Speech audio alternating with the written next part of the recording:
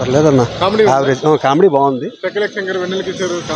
Excellent, బాగుంది, చూడొచ్చు, bore ఎక్కడ కొట్టదండి.